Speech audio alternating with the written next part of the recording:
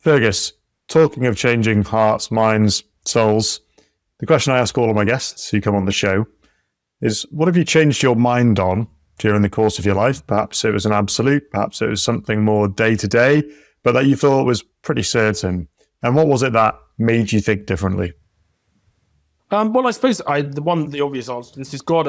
I didn't believe in God as a teenager. I wasn't brought up in a particularly religious household.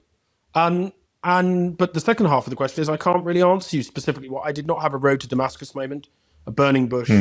What I did have is the kind of slow drawing into this deeper life that we're called to live, a slow sense of the abiding presence of God with us, of Jesus Christ, Emmanuel, and a kind of sort of almost sense of amusement at the fact that it got me in the end, a kind of wry smile. So yes, I can't tell you what changed my mind, because there wasn't a moment where I think, yes, that happened. And I suppose I'm still on the journey of being drawn into that deeper faith. I hope it's a journey that never ends. I hope it never becomes a stagnant pool, but is streams of living water. So I think that's probably the most important thing I've ever changed my mind on. I'm sure I changed my mind about 15 times a day. I mean, I can barely choose a meal deal in Sainsbury's or Tesco, but that's the thing that's had the most profound impact, I would say. And were you on a path to something else when you decided to go through?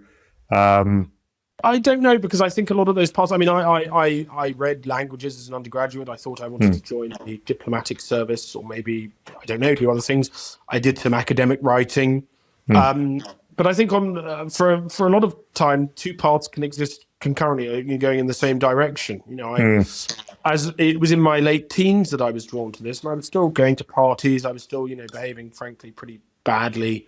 I still had a very, enjoyable student experience, but slowly one ebbs and the other flows, and one waxes, one wanes, and it was the waning of that life, which is, again, it's still an ongoing process, and being drawn into the deeper life that's offered by Christ.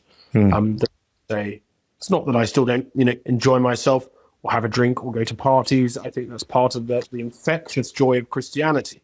But I think probably two paths went in parallel for quite a while.